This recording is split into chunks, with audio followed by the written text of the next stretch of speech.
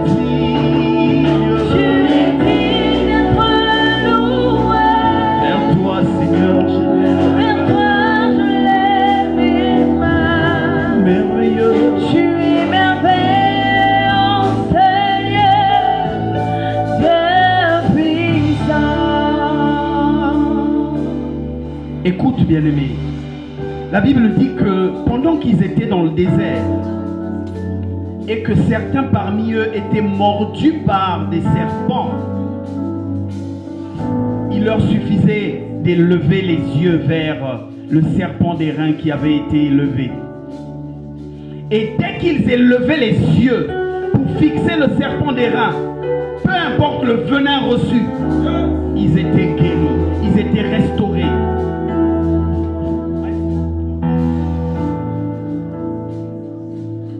Nous voulons élever.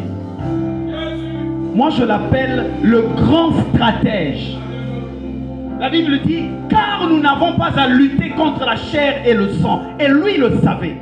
Et parce qu'il n'était pas question de chair et de sang, pour déstabiliser la ruse, lui, il a pris sa chair et son sang pour déstabiliser le rusé.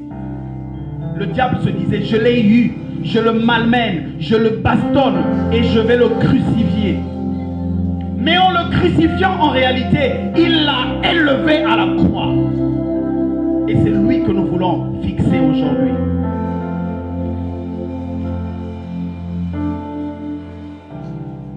Nous élevons ton nom plus haut.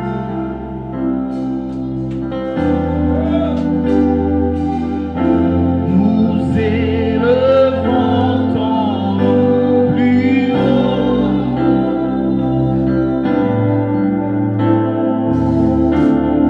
Nous élevons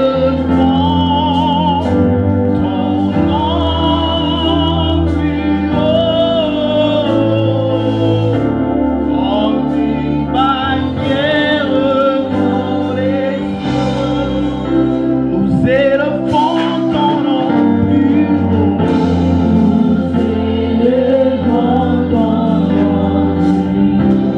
Nous élevons ton nom plus haut. Nous élevons ton nom plus haut. Nous élevons ton nom plus haut. Nous élevons ton nom plus haut. Nous élevons ton nom plus haut, comme une bannière dans les cieux, comme une bannière dans les cieux, comme une bannière dans les cieux, comme une bannière flottant sur ma vie, comme une bannière dans nos vies, comme une bannière qui flotte sur ma vie, comme une bannière dans nos vies, comme une bannière sur ma vie, comme une bannière sur ma vie, comme une bannière sur ma vie flottant, comme une bannière sur ma vie, comme une bannière sur mon pays, comme une bannière sur mon pays. Souvent, nous aimons à nous plaindre. Oh, le président a fait ceci. L'Assemblée n'a pas voté les bonnes lois. Le ministre n'a pas bien travaillé. Est-ce que toi, en tant qu'Église, tu as travaillé pour que le président travaille bien? Tu n'as pas besoin d'aller t'asseoir à l'Assemblée nationale, mais dans le secret de ta chambre, mais par ta prière, tu peux influencer les décisions qui sont prises à l'Assemblée nationale. La Bible dit, heureuse la nation dont l'Éternel est Dieu. Église, prions pour la nation. Prions pour la nation, Église. Prions pour le président. Prions pour le gouvernement. Prions pour les autorités. Prions pour les députés. Prions pour les sénateurs. Prions pour les directeurs. Prions pour les militaires. Prions pour la nation. Élève la voix et soupire pour la nation.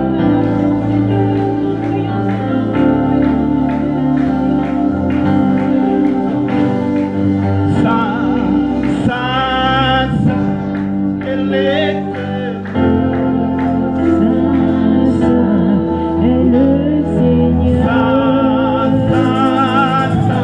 est l'agneau de Dieu.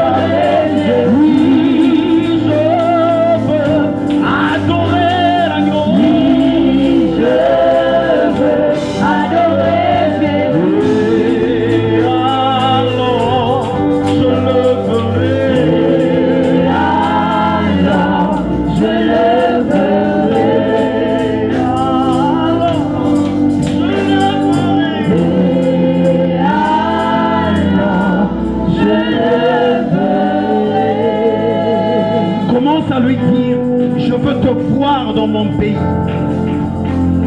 Je veux te voir dans ce pays. Je veux te voir dans ce pays. Je veux te voir dans ce pays. Je veux te voir dans ce pays. Je veux te voir dans ce pays. Je veux te voir dans mon pays. Je veux te voir, que ce pays t'appartienne, que ce pays t'élève, que ce pays te glorifie, que ce pays te donne la place du roi.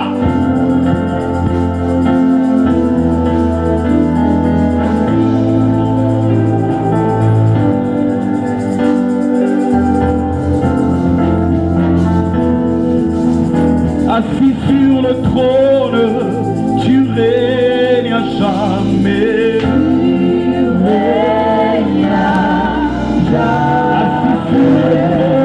le trône, tu règnes à jamais. Assis sur le trône, tu règnes à jamais.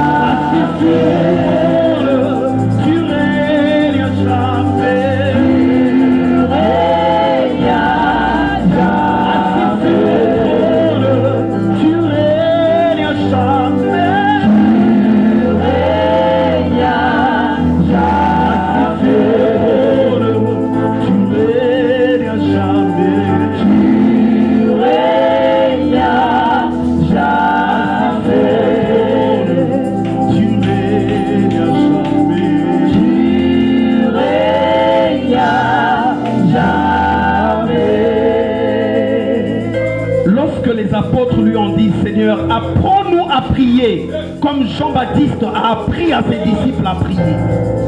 Le Seigneur leur a dit, quand vous priez, dites notre Père. Que ton nom soit sanctifié, que ton règne vienne. Est-ce que l'Église peut élever la voix pour dire que ton règne vienne, non seulement dans la nation, mais dans la vie des jeunes, dans la vie des femmes, dans la vie des enfants, dans la vie de l'Église, que ton règne vienne. Élève la voix et soupire après son règne.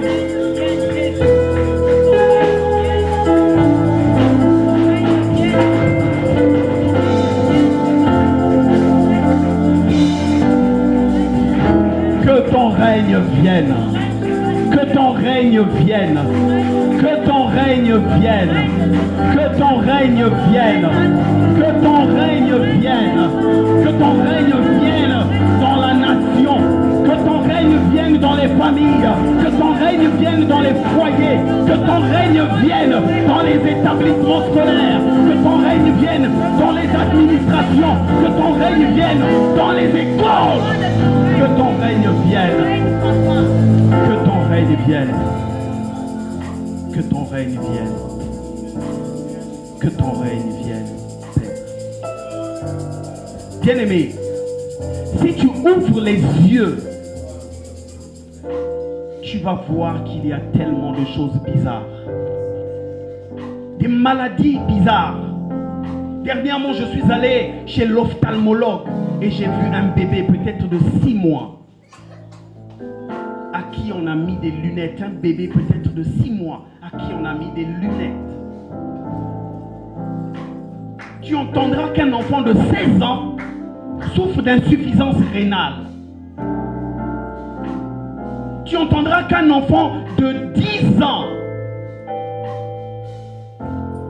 est infecté du VIH. Un enfant de 9 ans est infecté du VIH. Des maladies qu'on ne connaissait pas avant. Cancer des os. D'où est-ce que ça vient? La volonté de Dieu, ce n'est pas que tu sois malade. La maladie vient du diable. Et dans ces temps de la fin, le diable a répandu son venin et son poison de plus en plus. Mais l'Église a la capacité. Il a dit, voici, je vous ai donné le pouvoir. Par le pouvoir que nous avons reçu, nous pouvons arrêter ça. Comment un frère et son frère vont se battre pour 200 francs il va poignarder son frère jusqu'à le tuer pour 200 francs. Rien ne va plus dans ce monde. Mais rien ne va plus parce que Jésus n'a plus sa place dans ce monde. Alors en tant qu'Église, notre responsabilité est de nous lever et de nous interposer. Est-ce que l'Église peut se lever et prier pour briser, pour condamner, pour chasser tout ce qui ne donne pas gloire au nom de Jésus?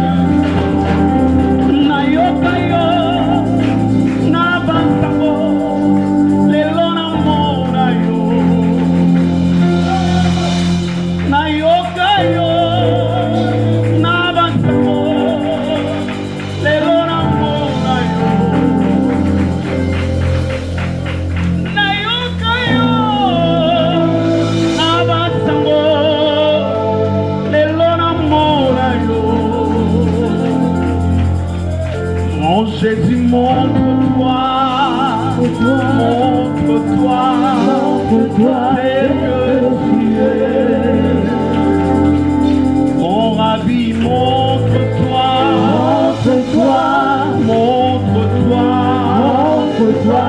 tel que tu es.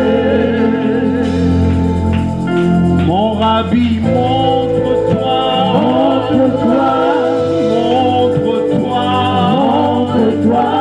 tel que tu es. Digne es-tu,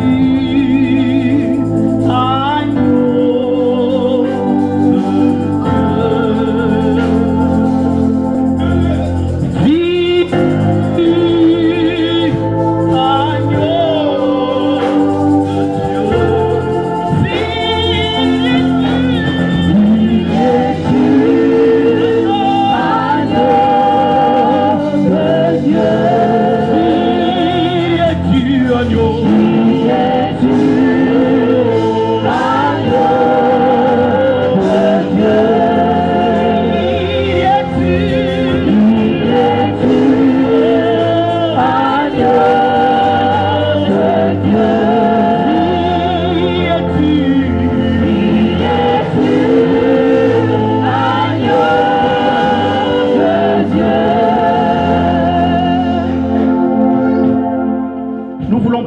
de cette assemblée, la maison du potier. Nous voulons demander au Saint-Esprit de remplir cette église afin que cette église porte un message authentique, que ce ne soit pas une église qui délivre un message pour faire plaisir aux hommes de ce monde, mais un message authentique, inspiré par l'Esprit de Dieu, un message qui donne la vie, un message qui donne gloire à Jésus. Élève la voix et soupire pour la maison du potier.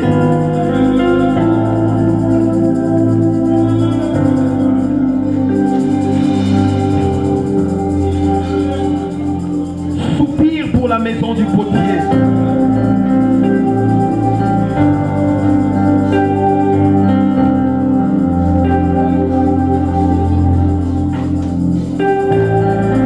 Seigneur, nous soupirons pour la maison du potier. Donne à cette assemblée d'être une église authentique. Nous voulons ressembler à l'épouse selon tes critères, selon ton modèle. Une église qui te craint, une église qui t'élève, une église qui honore Jésus.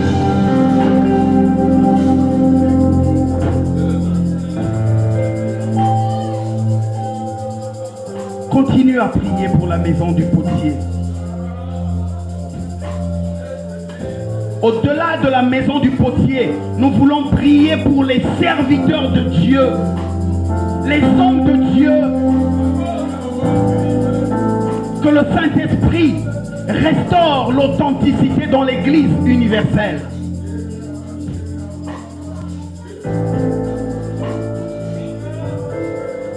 Que l'église ne soit pas cet endroit où on vient chercher seulement le travail, le mariage, les enfants. Mais que l'église nous prépare au retour imminent de Christ.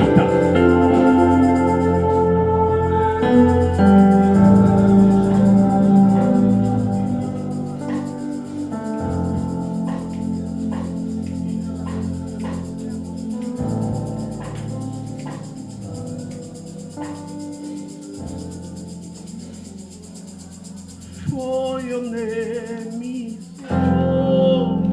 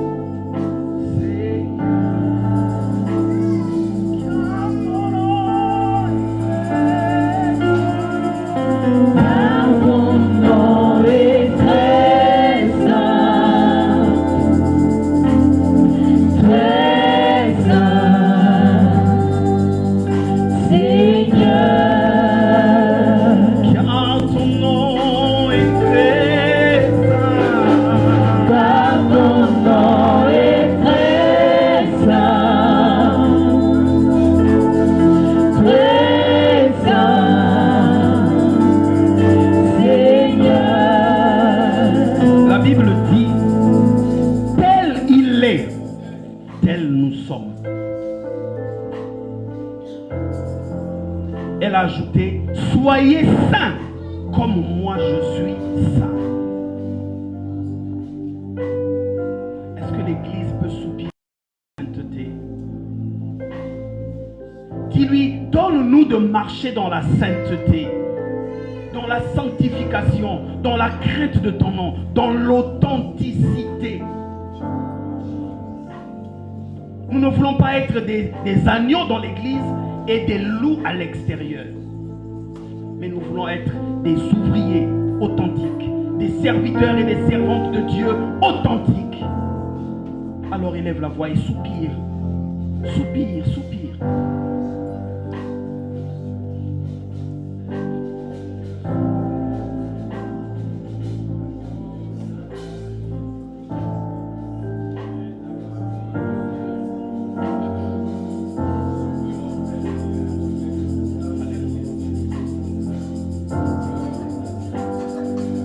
Seigneur, nous voulons ton cœur, nous voulons ta sainteté.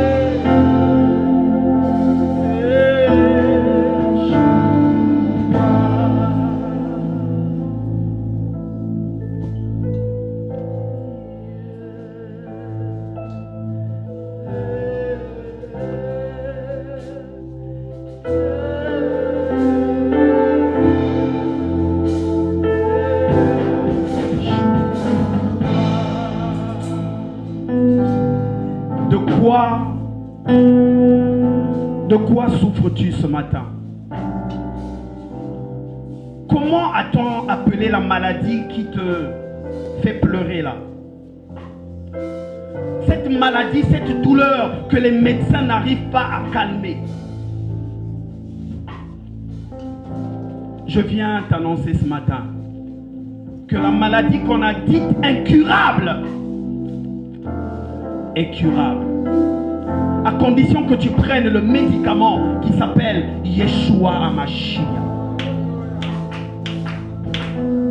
Plus tu élèves le nom de Jésus, plus cette maladie, plus ce problème, plus cette difficulté va baisser, va baisser, va baisser, jusqu'à être anéantie.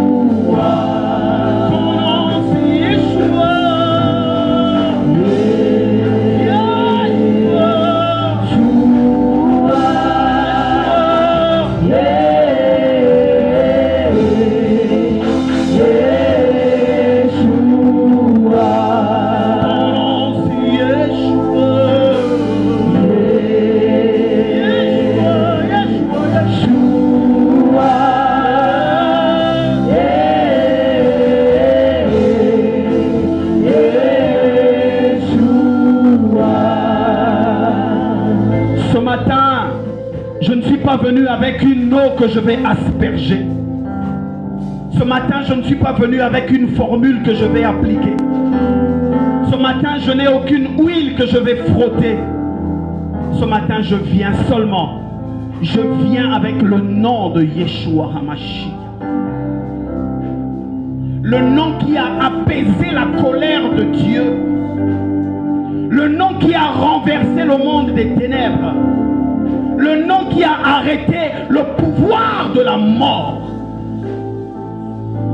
Pendant que je suis en train d'élever le nom de Yeshua, la Bible dit que le Père l'a souverainement élevé et lui a donné le nom qui est au-dessus de tout autre nom. Comment s'appelle ton problème? Stérilité, chômage, galère. Il y a au-dessus de ce nom le nom qui est souverainement élevé, le nom de Yeshua. Alors ce matin, je viens ordonner dans le nom puissant de Jésus à ce problème-là de fléchir maintenant le genou, parce qu'il a déjà été vaincu il y a 2000 ans. Je viens commander à cette maladie, à cette affection de plier bagage et d'aller, de sortir de ton corps et de ta vie. Reçois la restauration. Reçois la vie. Je ne parle pas de guérison, je parle de vie, je parle de santé divine. Que la main de l'Éternel soit posée maintenant sur ton cœur pour le consoler. Reçois la consolation de l'Éternel. Reçois la consolation de l'Éternel. Reçois la consolation de l'Éternel. Reçois la consolation de l'Éternel.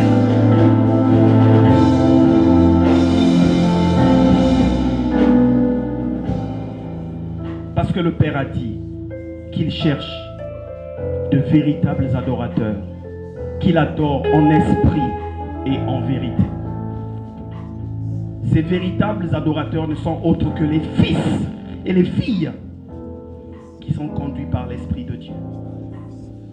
Maintenant, dans le nom de Jésus, que l'Esprit de l'Éternel vous saisisse pour vous introduire encore un peu plus qu'avant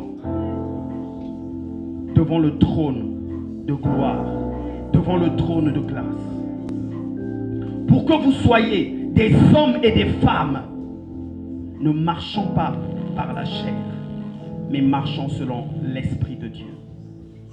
Qu'au travers des cantiques qui sortiront de votre bouche, non seulement que l'Éternel soit glorifié, mais que des vies soient transformées, que des vies soient gagnées, que des âmes soient gagnées à Christ au travers de la louange et de l'adoration. Soyez remplis, soyez remplis, soyez remplis, soyez remplis de crainte de Dieu, mais soyez remplis de l'Esprit de Dieu. Soyez remplis de la révélation, de la connaissance de sa parole dans le nom de Jésus. Soyez des piliers pour cette assemblée. Soyez des ouvriers, des ouvrières utiles pour cette assemblée, pour que vous soyez une consolation pour vos conducteurs de Jésus.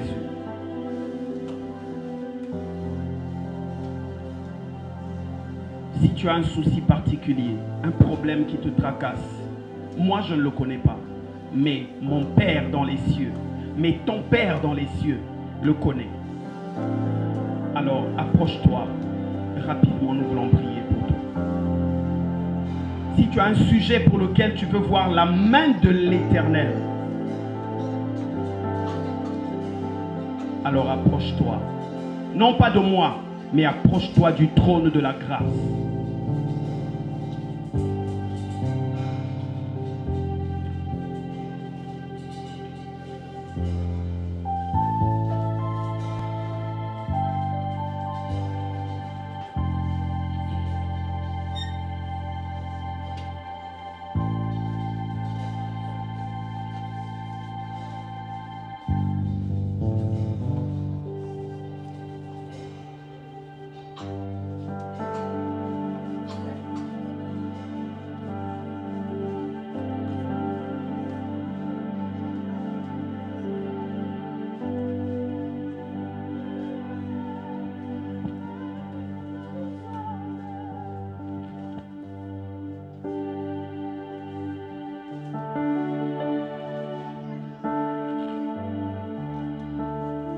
dehors de toi, il n'y a point d'autre Dieu, Père. Toi, tu vois au-delà de ce que l'œil de l'homme peut voir. Là où l'homme est incapable, c'est là que toi, tu entres en action pour montrer, pour prouver, pour démontrer combien tu es Dieu.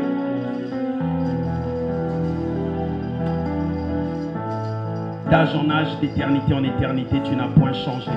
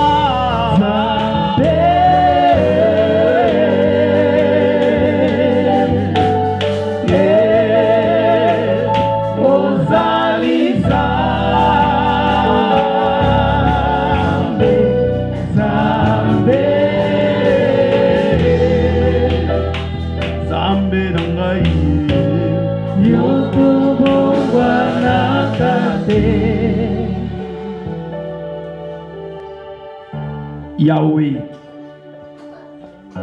Père de gloire, Père de grâce, Dieu redoutable, puissant et fort. Ce matin, nous ne sommes pas venus avec une formule magique.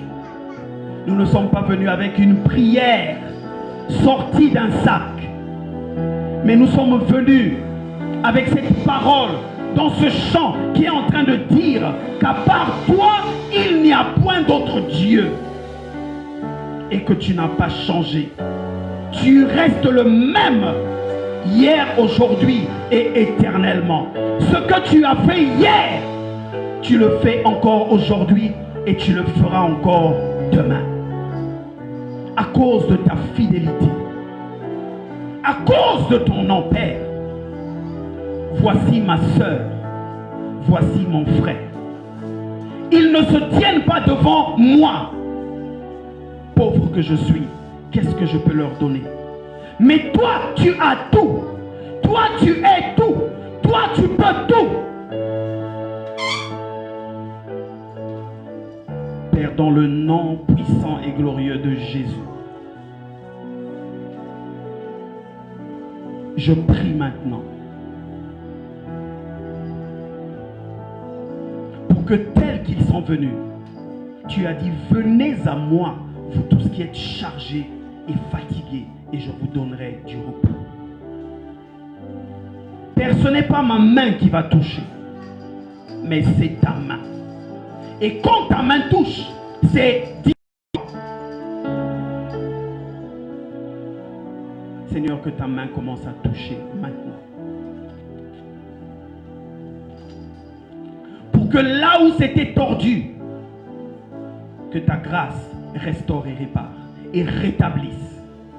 Pour que là où c'était fermé, que ta main, que ta grâce, que ta fidélité, que par le sang de Jésus-Christ, que là où c'était fermé, que maintenant ça s'ouvre. J'ordonne maintenant que ça s'ouvre au nom de Jésus.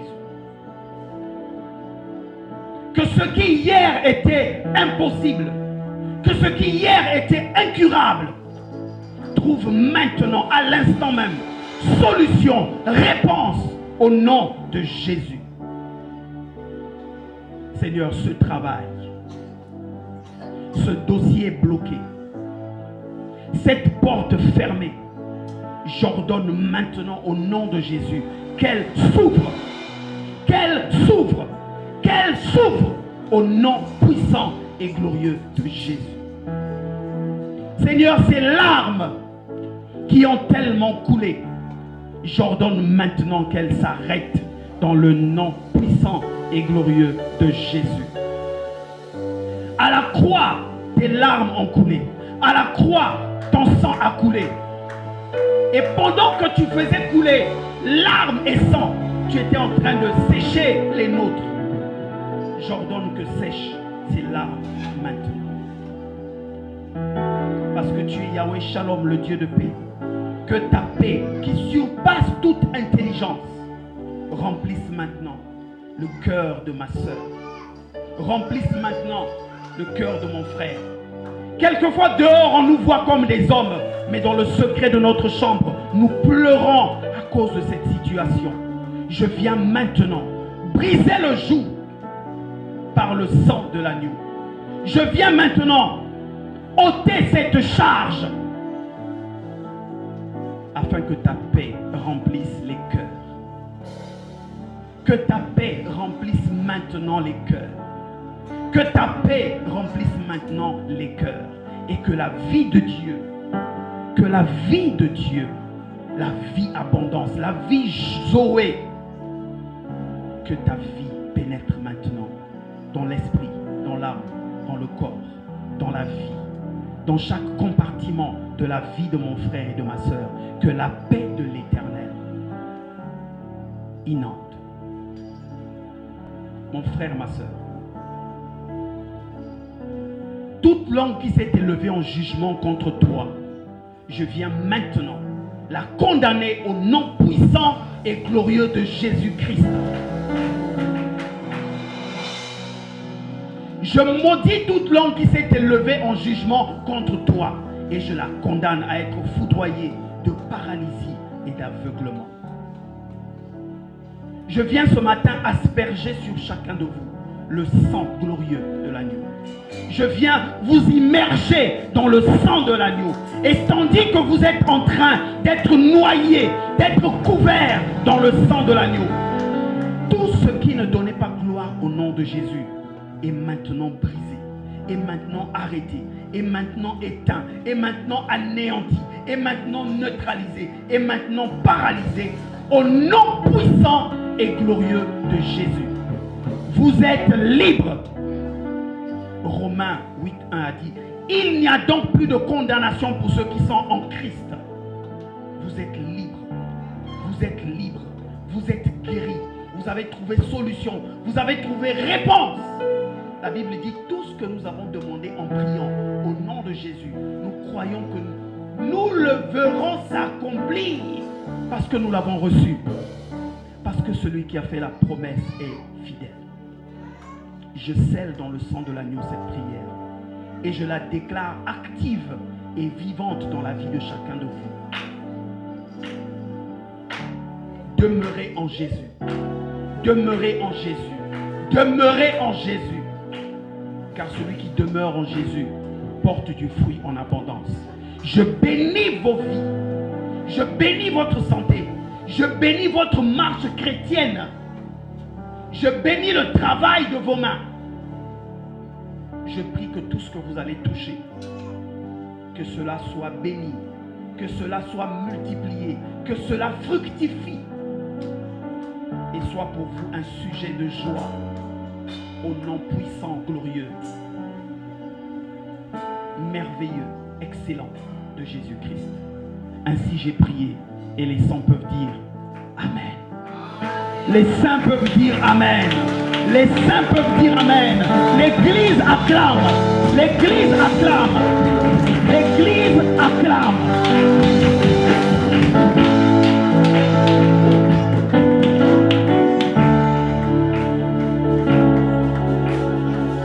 Tu peux encore acclamer Jésus.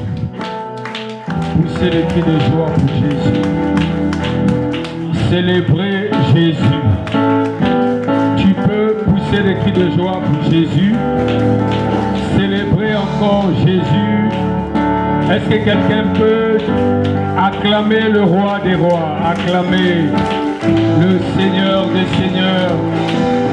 C'est lui qui a fait la promesse, il est fidèle.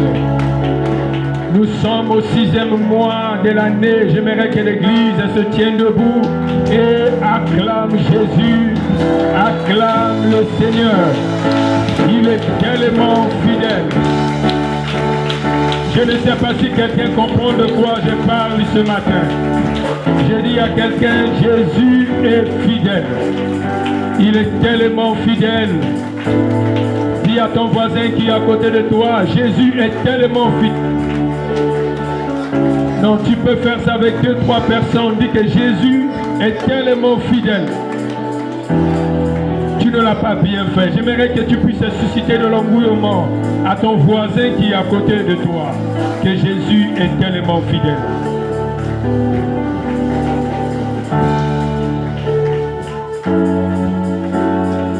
Je croyais que tu devais le faire avec joie, avec acclamation, avec un cri de joie, parce que Jésus est tellement fidèle.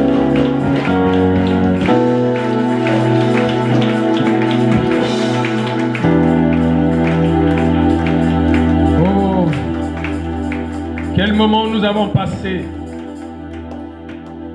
Un moment excellent dans ces services de prière, où nos cœurs ont été déjà préparés. Quelqu'un peut commencer à dire merci à Jésus. Commence à dire merci à Jésus. Commence à dire merci à Jésus. Dis seulement merci Jésus, merci Seigneur. Merci Saint-Esprit. Merci Saint-Esprit. Merci Saint-Esprit. Merci Jésus. Ô Esprit de Dieu. Ô Jésus. Merci Père. Merci pour ta présence. Merci pour ta présence. Merci pour ta présence. Il est fidèle. Esprit du Seigneur. Nous sommes au 6e mois, qui est le mois de la visitation divine. Nous acclamons le roi des rois. Nous acclamons le Seigneur pour ce mois.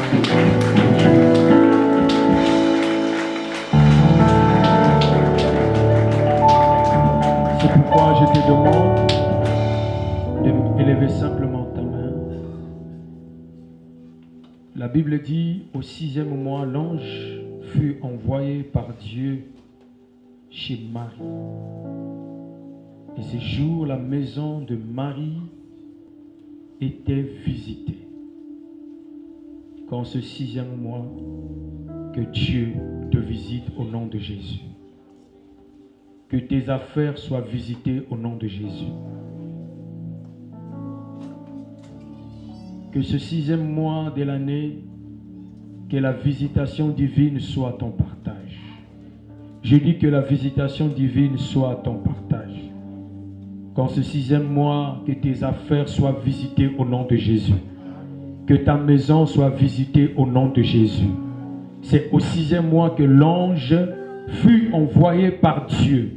Que Dieu envoie une grande bénédiction dans ta vie, dans ta maison, en ce 6e mois de l'année au nom de Jésus. Et la Bible dit que lorsque l'ange est arrivé, il dit, je te salue Marie, toi à qui une grâce a été faite. Qu'en ce 6e mois, que tu trouves grâce au nom de Jésus. Que dans tout ce que tu vas faire, dans tout ce que tu vas s'aimer, dans tout ce que tu vas entreprendre, tu trouveras grâce au nom de Jésus. Je dis, tu trouveras grâce au nord, tu trouveras grâce au sud, tu trouveras grâce à l'est, tu trouveras grâce au l'ouest au nom de Jésus. Partout tu iras, que tu trouves grâce au nom de Jésus. Qu'en ce 6e mois, que la grâce de Dieu vous localise au nom de Jésus. Que la grâce de Dieu localise tout ce que tu avais perdu. Que la grâce de Dieu localise ta maison, localise ton foyer, localise tes affaires, localise ton travail au nom de Jésus. Et la Bible dit que l'ange lui a dit « Salut Marie », une salutation de grâce, une bonne nouvelle qui a sonné dans la maison de Marie. Qu'en ce 6e mois, qu'une bonne nouvelle sonne dans ta maison au nom de Jésus. Qu'en ce 6e mois, une bonne nouvelle sonne dans ton travail au nom de Jésus. Qu'une bonne nouvelle sonne dans tes affaires au nom de Jésus. Qu'une bonne nouvelle sonne dans ton foyer au nom de Jésus. Qu'une bonne nouvelle sonne dans tes activités au nom de Jésus. Merci Saint-Esprit. Nous scellons ce 6e mois à Tours, le mois de la visitation. Acclamons le Seigneur.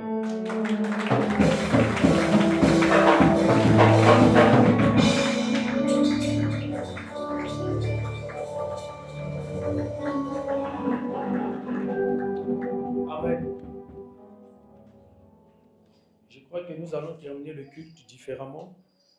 Nous allons terminer le culte avec une grande louange, comme l'église primitive, lorsqu'il terminait, il sortait toujours avec la louange. Amen. Il y a des moments où nous devons faire des choses telles que l'Esprit veut. Nous sommes aujourd'hui dimanche 1er juin, le 6e mois de l'année, qui est le mois de la visitation divine, mais nous avons commencé le séminaire Les Jardins d'Éden. Est-ce qu'on peut acclamer d'abord le Seigneur et le Saint-Esprit pour ce thème?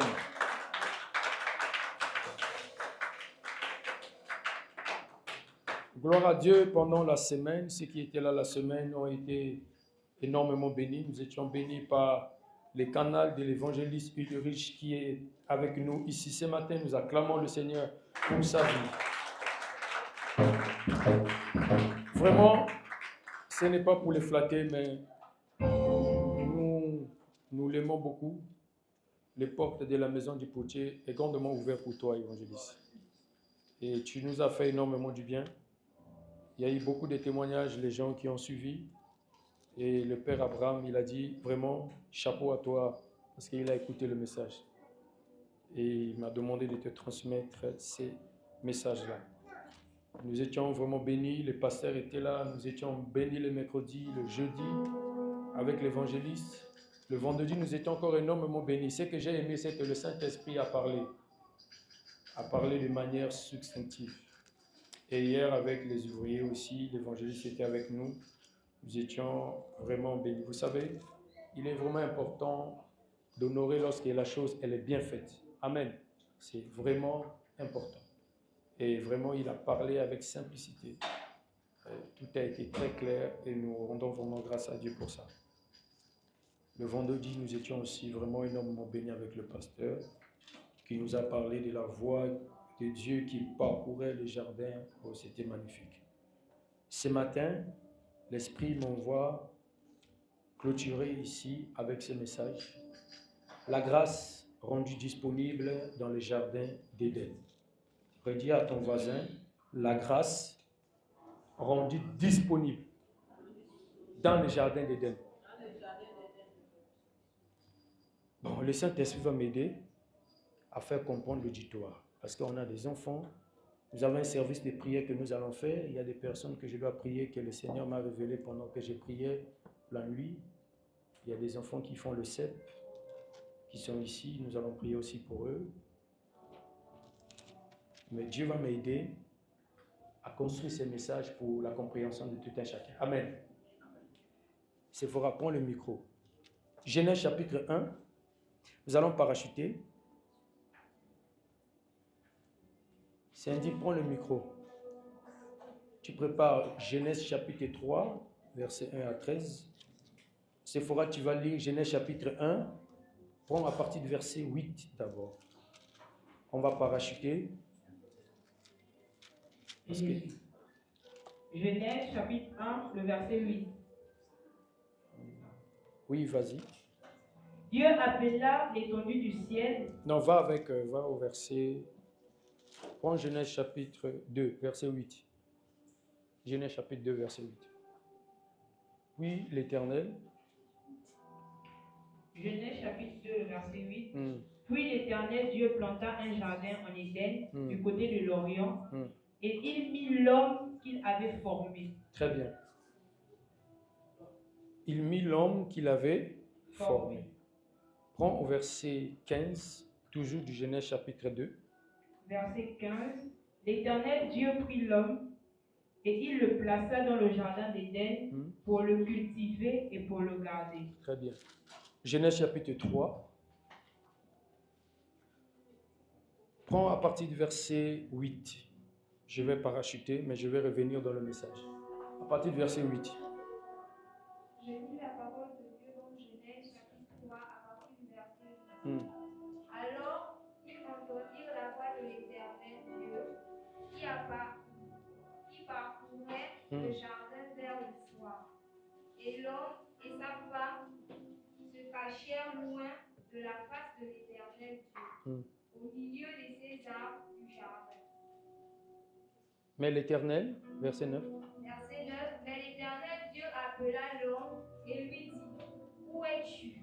Verset 10. Il répondit, j'ai entendu la voix dans le jardin et j'ai eu peur, parce que je suis nu et je me suis caché. Ok, merci. La grâce rendue disponible dans les jardins d'Éden. Déjà, l'évangéliste avec le pasteur nous ont défini c'était quoi les jardins d'Éden. Je vais donner quelques définitions de compréhension qui est très importante pour nous sur le jardin. Déjà, nous devons comprendre que le mot délice veut dire, le mot Éden veut dire délice. Amen. Ce qui est agréable, ce qui attire de la joie, ce qui procure de la joie. Mais lorsque vous étudiez le contenu du jardin d'Éden, cela est tellement profond. La terre, d'abord, tout entière, la terre, elle était très grande. Mais Dieu va penser à bâtir un espace pour l'homme, qui était le jardin d'Éden. Donc, Dieu n'a pas occupé toute la terre. La terre entière, elle était tellement large, mais Dieu va choisir un espace où il va mettre le jardin d'Éden. Donc, par définition, le jardin d'Éden, c'est un cadre ou un champ d'activité. Vous savez, il y a aujourd'hui beaucoup d'enfants de Dieu qui négligent leur champ d'activité. Parce que Dieu, pour vous bénir, il va toujours venir dans votre champ d'activité pour vous bénir. Il y a toujours un cadre que Dieu a placé dans la vie de chacun de nous. Et c'est ce que vous devez connaître. Il y a toujours un lieu, un cadre où Dieu a dit que c'est ici que j'étais placé. Donc, le cadre ou le champ d'activité que Dieu avait placé l'homme, et avait choisi pour l'homme, c'était le jardin d'Éden. Donc, un cadre ou un champ d'activité. Il y a des personnes qui se retrouvent dans leur champ d'activité, mais ils sont négligents. Ils ne sont pas fixes. Vous savez, quand vous êtes dans votre champ d'activité, vous devez être fixe, parce que c'est dans ce champ que la voix de l'Éternel va parcourir le jardin. Et la Bible dit que la voix de Dieu parcourait le jardin.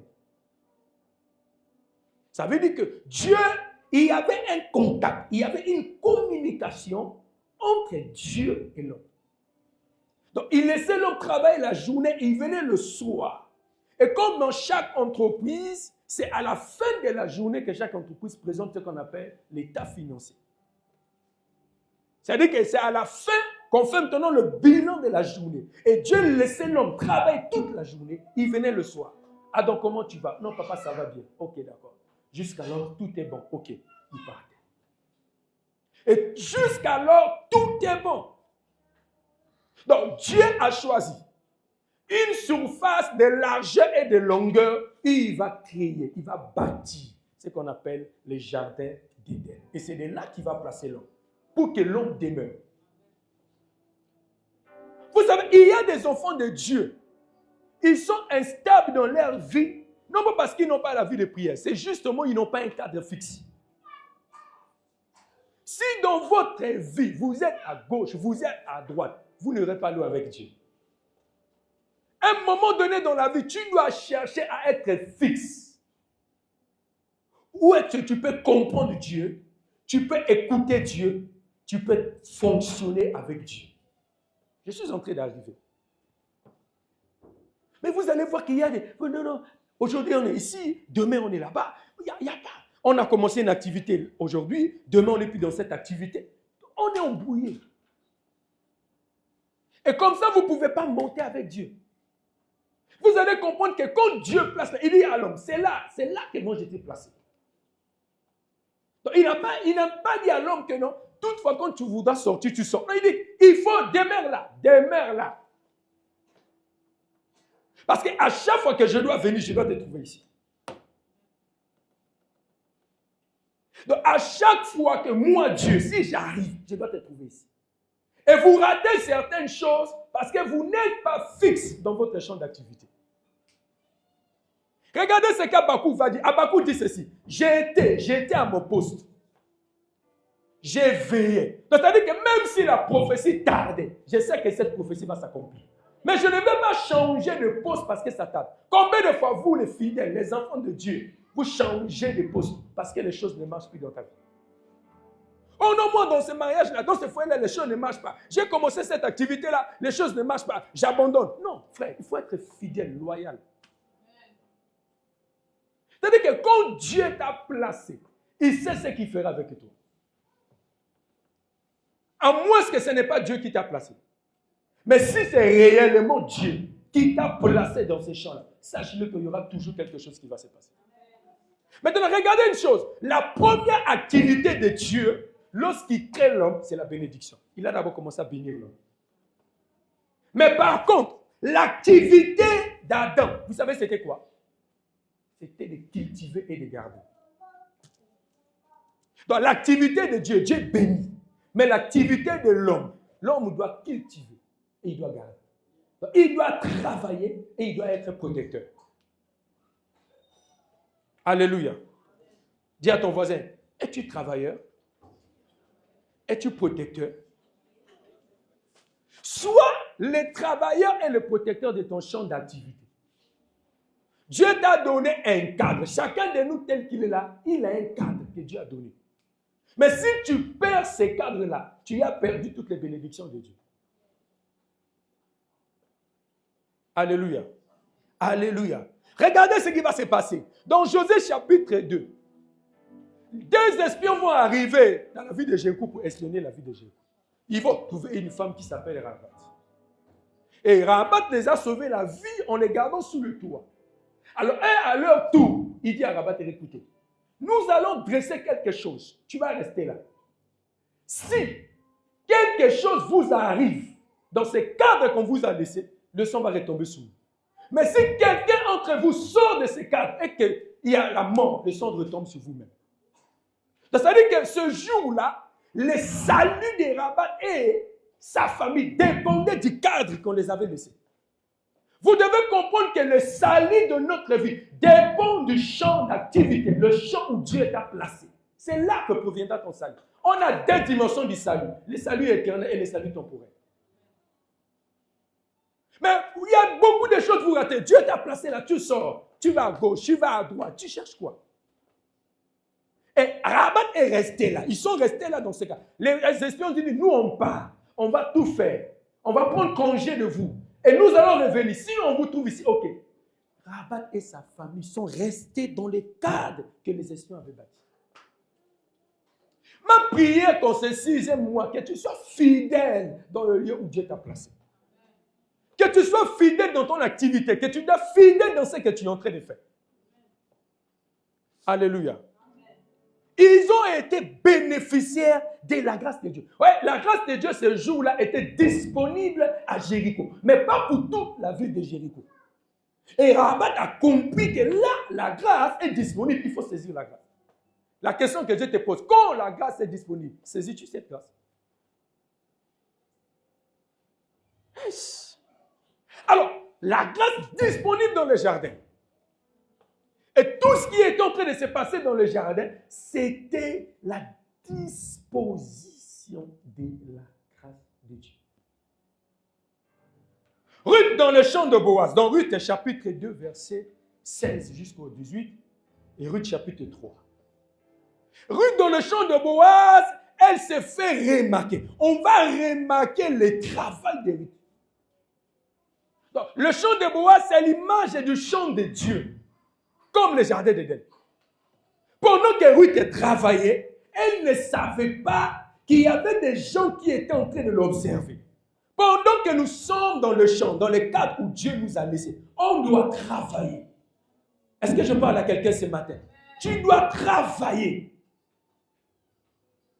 Et Ruth ne savait pas qu'on était en train de l'observer. Elle se faisait distinguer. Elle travaillait avec détermination. Si tu veux la distinction, il faut travailler avec détermination. Parce que dans le champ où Dieu t'a placé, il y a une chose que toi, tu n'as pas apportée. C'est sa grâce. Toi, tu es venu trouver ça. Donc, Ruth, quand elle arrive, d'abord, avant de partir, elle a dit à Naomi, laisse-moi aller glaner, laisse-moi aller travailler, laisse-moi aller s'aimer, laisse-moi aller cultiver dans le champ de celui auquel je trouverai grâce. Cette femme était à la recherche de la grâce. Donc, dans le champ de Dieu, il y a la disposition de la grâce de Dieu. Le jardin d'Éden, deuxièmement, c'est un lieu de rencontre ou la maison de Dieu. Un lieu de rencontre. C'était le lieu où Dieu venait rencontrer l'homme. Écoutez, frères et sœurs, Dieu a toujours un lieu où il doit te rencontrer. Il faut fixer les choses pour que Dieu vienne te parler. Il y a toujours un lieu où Dieu doit te rencontrer et te parler. Et ce jour-là, dans Genèse chapitre 28, pendant que Jacob est en train de fuir son frère Ésaü, Jacob arrive à Beersheba, fatigué de son voyage. Jacob va voir une pierre. Elle prend cette pierre-là. La Bible dit Jacob fit de cette pierre comme un cheveu. Il a mis sa tête. Et c'est de là maintenant que Jacob va voir les anges monter et descendre. Jacob va se réveiller de sa vision. Il dit, oh, ce lieu est redoutable. C'est ici la maison de Dieu, la porte des cieux. C'est ce jour-là que Dieu a rencontré Jacob. Et il a commencé à parler à Jacob. Frère, cherche les lieux. Ne sors pas du cadre où Dieu t'a laissé. Si Dieu doit te parler, c'est dans le cadre où il t'a placé. Vous êtes au manque de la voix de Dieu parce que vous n'êtes pas fixe. Tout celui qui s'éloigne de son champ perdra toujours. Le jour où Naomi s'est éloignée de son champ, Bethléem, elle est allée à Moab. C'est le jour-là que Naomi a perdu son mari et ses 2 fils. Vous devez comprendre que, frère, il y a des lieux quand Dieu t'emmène. Ces lieux te servira premièrement de la couverture spirituelle, deuxièmement de la protection, troisièmement de ta survie. Le jour où tu t'éloignes de ces champs, c'est comme si tu as ouvert la porte à l'ennemi, il va commencer à te frapper. Le jour où Naomi a quitté Bethléem pour aller à Moabit parce que les choses étaient difficiles, c'est ce jour-là que Naomi a connu des problèmes. À chaque fois que vous vous éloignez du champ que Dieu vous a placé, frères et sœurs, vous allez perdre certaines valeurs. Parce que la bénédiction divine n'est pas ailleurs. Mais c'est là où il y a la grâce de Dieu. C'est pourquoi Dieu dit à l'homme, il t'a laissé là. Je t'ai placé là. Reste là. Ne bouge pas. Reste là. Et la voix de Dieu parcourait le jardin. Chaque soir, le Seigneur venait y parler à l'homme. Frère, vous pouvez lire les Écritures en noir et blanc. Mais si le Saint-Esprit vous emmène à la profondeur, vous allez comprendre que la communication d'Adam et Dieu, c'était une communication parfaite. Il y avait une joie que vous ne pouvez pas imaginer. C'est pourquoi quand même Dieu s'étonne. Il dit, mais qui t'a dit que tu es nu? Parce que moi-même, je n'arrive pas à croire que tu es nu. Parce que Dieu s'est rassuré. Il s'est tellement rassuré que là où j'ai placé l'homme, non, il n'y a pas. Qu'est-ce qui lui manque? À force d'être à la recherche de ceci, vous perdez certaines valeurs de Dieu. À chaque fois que vous voulez le comblement, je dois avoir ça, je dois avoir ça, vous sortirez du champ de Dieu. À chaque fois que vous êtes à la recherche de conformistes, je dois faire ça, il faut que j'ai seulement ça. Vous allez un jour sortir du champ de Dieu. Mais je vais vous révéler ici quelque chose qui est important avant de révéler cela. Je voulais donner la troisième définition du jardin d'Éden. Le jardin d'Éden, c'est un potentiel ou un don reçu de la part de l'Éternel. Le jardin d'Éden, c'était comme les dons que Dieu va donner à Adam. Il est cultive et garde. C'est-à-dire que je te donne ça, que tu dois gérer. Moi, je suis le propriétaire, mais toi, tu es le gestionnaire.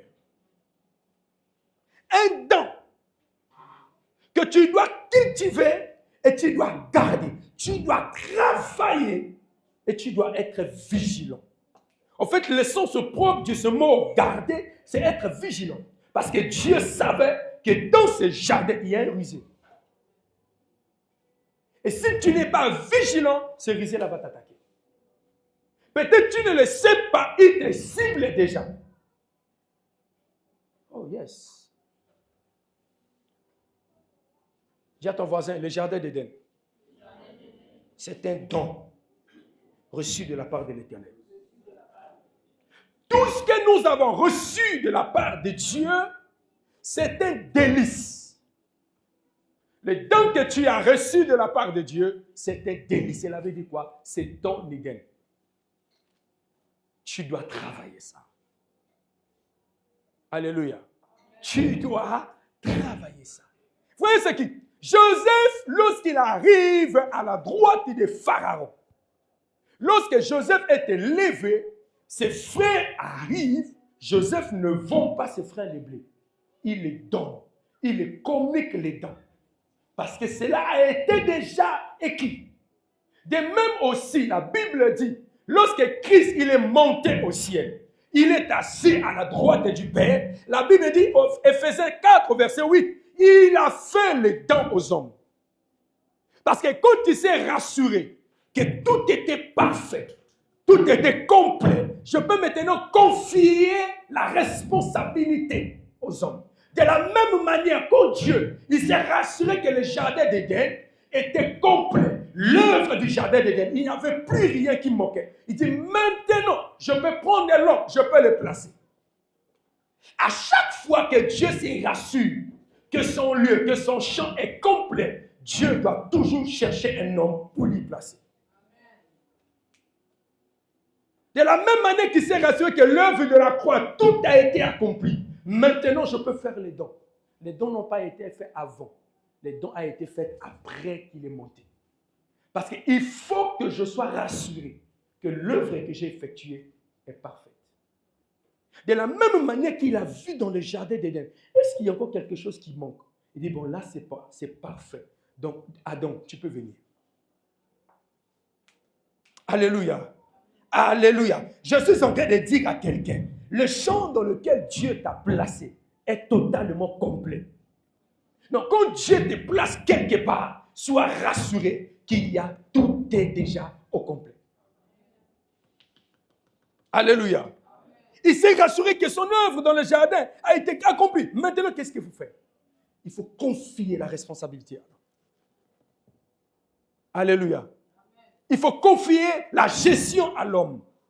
Comme la parabole des talents. Il a donné 1, il a donné 2, Matthieu chapitre 25, verset 14 à 30. Chacun a reçu. Toi, tu as reçu quelque chose que tu dois travailler. Yes. Dis à ton voisin, tu as reçu quelque chose. Et tu dois travailler. Alors, la grâce rendue disponible dans le jardin, j'ai relevé 4 choses. Elle se manifeste au moyen, premièrement, de la position de l'homme. La première chose que Dieu va faire, c'est de positionner l'homme dans le jardin. La Bible dit Dieu a placé le jardin, il a pris l'homme, il a placé l'homme. En tant que qui? Cultivateur et gardien. Cela veut dire quoi? Chaque être humain qui est sorti de la poussière par Dieu, qui est retiré de la poussière, créé par Dieu, il a reçu un don, il a reçu une position. C'est la position d'un cultivateur et d'un gardien. Un travailleur. Vous allez voir ceci. Je vais arriver, je vais toucher ça. Les deux fils d'Adam, Ève, Abel et Ésaü. Je vais arriver là. Mais regardez, quand Dieu place l'homme, la position de l'homme, c'était quoi?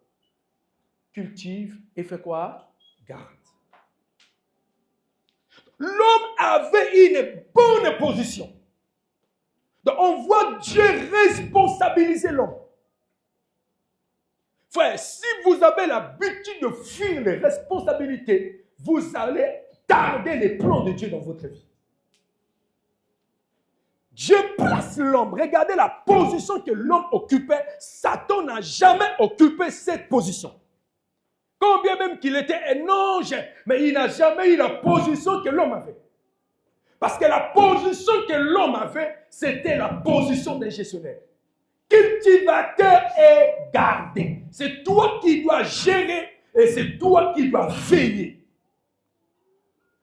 Ok, c'est ça. Vous savez, quand une personne, quand un chef d'entreprise établit un gestionnaire, il peut pour lui se déplacer, il peut pour lui aller. Il sait qu'il y a un gestionnaire qui est là pour contrôler et pour faire des choses avec exactitude. Il ne se casse pas la tête et si réellement il s'est rassuré que ce gestionnaire-là, je l'ai bien formé, je lui ai instruit. Il peut, à n'importe quel moment, il peut revenir, il sait comment il doit retrouver les choses. Et c'était ça Dieu. Dieu ne s'inquiétait pas, il ne s'inquiétait pas. D'où la position qu'il avait donnée à l'homme. C'était une position tellement agréable que Dieu, dans sa tête, il ne pensait même pas qu'un jour, l'homme devait le trahir, l'homme devait désobéir. Est-ce que vous regardez le niveau de la confiance, de l'amour que Dieu a sur nous? Oh yes.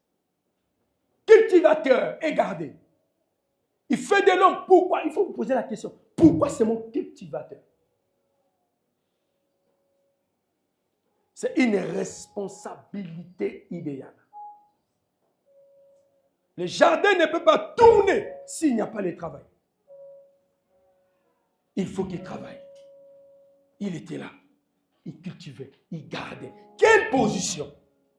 Frère, dans ton champ où Dieu t'a placé, tu occupes une position.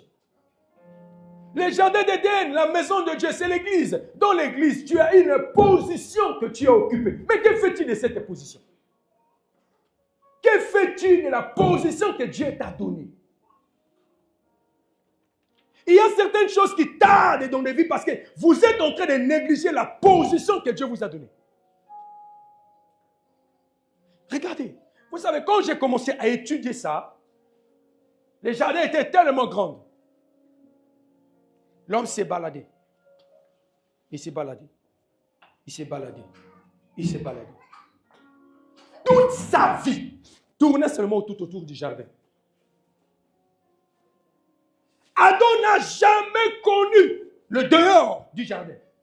Il a connu le dehors du jardin après la chute. Mais depuis qu'il est créé et formé, il n'a jamais connu le dehors. Il a connu que le jardin. C'est là l'image de Samuel. Il a grandi au temple. Tout a été dans le temple. Il a seulement dans le temple. Il ne connaît pas la vie du dehors. Il est possible en tant qu'enfant de Dieu que nous puissions seulement et seulement s'intéresser de ce qui est de Dieu et de Dieu. Si dans votre vie, vous avez que ça, non frère, à un moment donné dans la vie, tu dois te concentrer sur quelque chose qui doit t'instruire, qui doit te bâtir. Ce qui se passe au monde n'est pas mon problème.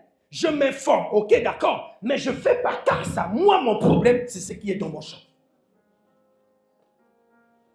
Donc, toute sa vie, c'était là. Ça tournait là. Imaginez-vous. Parce que tout était dans le jardin. L'eau était là. Tout était là. Tout était là. Il y a des enfants de Dieu, malgré qu'il y a tout, malgré que Dieu a fait, ils pêchent. Malgré qu'il est dans un bon foyer, il fait de n'importe quoi. Quel scandale. Qu'est-ce qui va se passer dans le jardin? La position. La grâce est rendue disponible d'abord par la position. Plusieurs quittent la bonne position pour leurs intérêts personnels. À chaque fois que tu quittes la bonne position, tu perdras toujours. Hey, yes. Il y a des gens qui sont à l'église, mais ils n'ont plus la position que Dieu les a donnée. Et Dieu ne reconnaît plus la position que tu as actuellement. Il dit non, moi je ne savais pas donner cette position. Pose un peu la question à ton voisin. Où est ta position?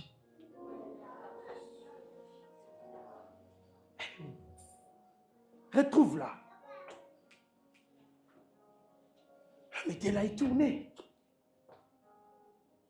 Si vous posez la question à Adam, Adam, tu sais comment on coupe? Adam, je ne sais pas comment on coupe le bois. Tu sais comment faire? Je suis cultivateur. Je suis gardien.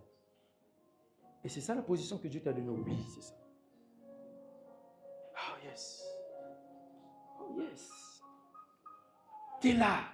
La grâce rendue disponible. Cette grâce était déjà disponible dans le jardin d'Éden. Oh yes. Jusqu'à présent, le serpent ne parle pas encore. Jusqu'à présent. Tout est bon. Deuxième moyen, cette grâce, elle est rendue disponible par l'équipement. Dis avec moi l'équipement. Prophétiquement, ici, il s'agit du revêtement spirituel ou de l'esprit. La Bible dit qu'il y avait des arbres qui portaient des fruits. Non seulement des arbres qui portaient des fruits, rien ne manquait dans le jardin d'Éden. Ce jardin était équipé dans toute sa surface, dans sa longueur et dans sa largeur. Tout était équipé. De la même manière que la chambre haute était meublée, de la même manière aussi le jardin d'Éden était meublé. Adam n'a rien apporté, même une branche n'a pas apporté. Tout il est venu trouver dans les jardins. Le jour de la Sainte Seine, les disciples n'ont rien apporté. Ils sont arrivés à la chambre haute. Ils ont trouvé les choses. Tout était déjà prêt. Dieu sait prendre soin de son champ. Frère, tu peux dire que moi je viens à l'église. Oh non, l'église est devenue comme ça à cause de moi. L'église, ce n'est pas l'église d'un homme, c'est l'église de Christ. Avant que tu viennes, l'église a été déjà bâtie. Il sait comment il a bâti son église. C'est pourquoi, écoutez, la grâce, elle est disponible là où on les reconnaît. Si vous ne reconnaissez pas la grâce, elle ne sera jamais disponible dans votre vie. Oh yes. Parce que la grâce, elle reconnaît ses traces. Elle reconnaît ses objets. Elle reconnaît ses bois. Elle reconnaît ses pointes. C'est pourquoi, lorsque Dieu demande à Noé de construire l'arche, Dieu a veillé sur tout. Les pointes, les marteaux, les bois. Tout devait être complet. Il devait se rassurer. Dieu sait les mesures qu'il a fixées dans son champ. Il sait les mesures qu'il a fixées. Même s'il t'a donné le mariage là, c'est le champ de Dieu. Ce n'est pas toi qui es le propriétaire, c'est Dieu qui est le propriétaire, mais toi, tu n'es que gestionnaire. Yes. Le travail là, c'est le champ de Dieu. Il connaît comment ce travail peut finir. Il connaît comment ce travail peut aussi te détruire. Il connaît comment ce travail aussi peut te bénir. Il connaît. C'est pourquoi il n'a pas donné, il n'a pas dit à l'homme apporte ça. Il a tout fait. Il s'est rassuré que tout a été fait. Maintenant, je peux mettre à l'homme. Ce jardin a été équipé. À chaque lieu où Dieu nous place, il équipe la lieu. Je dis à quelqu'un en ce mois de juin que Dieu équipe ta maison. Je dis qu'en ce mois de juin que Dieu équipe ton champ. Je dis que ton champ était devenu comme un désert. Je ne sais pas, tout était froissé, mais je lève ma main que Dieu équipe ton champ. Vous savez, il y a des choses que vous devez comprendre. Dans les combats spirituels, après les jeûnes, après la prière, la chose que tu dois chercher, c'est l'équipement. Une armée qui est équipée, même s'ils ont des plus faibles, ils ont la probabilité de remporter la victoire. À cause de l'équipement. Oh, cet équipement ici, frère, est en train de nous révéler l'abondance qu'il y avait dans le jardin. Imaginez-vous l'abondance qu'il y avait dans le jardin. L'homme ne manquait de rien. Je lève ma main en ce mois de juillet. Tu ne manqueras de rien. Ta maison ne manquera de rien. Ton foyer ne manquera de rien. Tes activités ne manqueront de rien. Oh, j'aime ça. J'aime quand j'ai vu le contenu du jardin. Regardez ce jardin, comment ce jardin était équipé. My God. Oh, il y a des gens qui se plaignent. Frère, tu te plains quoi? Dieu a équipé déjà. Oh, yes. Dieu a équipé. Dis à ton voisin, Dieu a équipé. Oh, dis-le plus fort que Dieu a équipé. Non, quand tu es en train de le dire, je dis à quelqu'un, quand tu déclares que Dieu a équipé, tu es en train de le déclarer sur toi-même. Et il est véritablement en train de t'équiper ce matin. Il est véritablement en train d'équiper ta vie. Il est véritablement en train d'équiper ton champ. C'est-à-dire quoi? Les jardins étaient un, agréables, deux, habitables. Oh yes. Agréable et habitable. Donc tu peux demeurer, tu peux rester sans t'inquiétude. Je serai sûr que là où je t'emmène, oh yes, c'est habitable. C'est pourquoi il était capable de prendre les risques de faire sortir un vieux papa comme Abraham de sa maison. Sors, quitte la maison de ton père. Même si tu ne sais pas là où tu pars. Mais moi, je sais là où je t'emmène. Parce que là où je t'emmène, c'est là où coule le lait et le miel. J'ai équipé ces lieux-là que toi, tu ne manqueras de rien. Est-ce que je parle à quelqu'un? Quand c'est lui qui te conduit, tu n'auras pas peur. Tu vas marcher avec lui. C'est pourquoi j'aime un homme qui s'appelle David. Oh, quand j'arriverai au ciel, je dirai, David, quel était ton secret? Il dit, moi je n'ai pas fait tellement de miracles, mais il y a une chose que j'ai connue de Dieu. Il est le bon berger. Il dit, l'Éternel est mon berger. Je ne manquerai de rien. Il me fait reposer dans des verts pâturages. Il me dirige près des eaux paisibles. Là où il te dirige, c'est là où il y a des eaux paisibles. Dans le jardin d'Éden, les eaux étaient comment? Paisibles. Oh yes. Dieu se rassure toujours avant de nous placer dans un endroit que ce lieu-là, papa, il y a des pâturages. Oh yes. Frère, prends le risque. Quelqu'un qui est resté dans sa maison, ce n'est pas que son père est pauvre. Nachor avait beaucoup d'argent parce qu'ils avaient des richesses, ils avaient des bétails. Mais tu viens appeler Abraham qui doit sortir de sa maison. Et tu ne lui donnes pas la direction. Tu dis seulement, suis-moi. Quel risque à cet âge? S'il fait un AVC au cours du chemin. Il y a des âges, hein, vous pouvez conduire les gens. Mais il y a un certain âge, pour conduire les gens, ça devient compliqué. Quand quelqu'un atteint le troisième âge, pour le conduire, c'est difficile. Vous ne prenez pas les risques n'importe comment. Vous pouvez les déplacer, vous dites que vous les déplacez, palpite, émotion, paf, la personne tombe. Dieu prend ses risques. Il se rassure que même si à Cana, il y a des Jébusiens, il y a des Étienne, mais il y a le lin et le miel. Alléluia. Alléluia. Est-ce que quelqu'un est en train de comprendre quelque chose? Et voilà aussi le champ de Boaz. Que ce champ était équipé. À tel point, lorsque Ruth est en train de glaner, les mentionneurs ont regardé Ruth. Le propriétaire du champ est arrivé. Boaz, c'est l'image de Dieu. Écoutez-moi. Dieu observe le travail de tout un chacun de nous dans son champ. Il voit comment tu gères ton foyer. Il voit comment tu gères ton mari. Il voit comment tu gères ton épouse. Il voit comment tu gères l'activité qu'il t'a donnée. Il voit comment tu travailles dans la maison de Dieu. Il voit. Boaz arrive. Ruth est en train de travailler. Boaz pose la question au moissonneur. Qui est cette jeune femme? Oh yes. Oh yes, ce matin j'ai prié à Dieu. Est-ce qu'il n'y a pas possibilité de susciter des gens qui doivent influencer, qui doivent impacter par leur travail?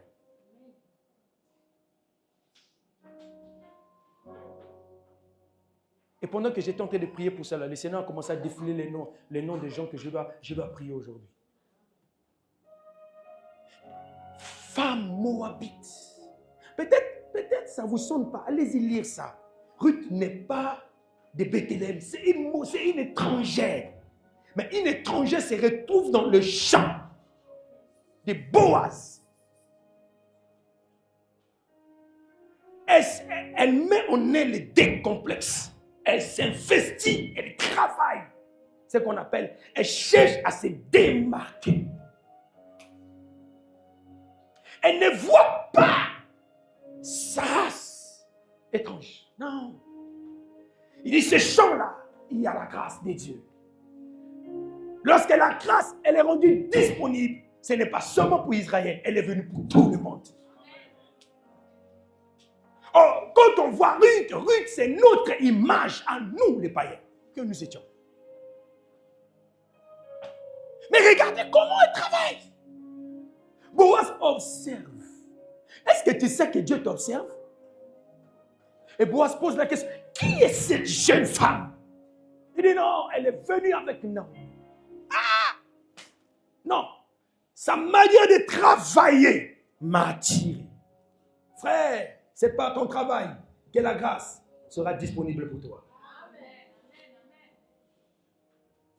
Hey! Et ça approche de Ruth. Ma fille, Ruth va trembler.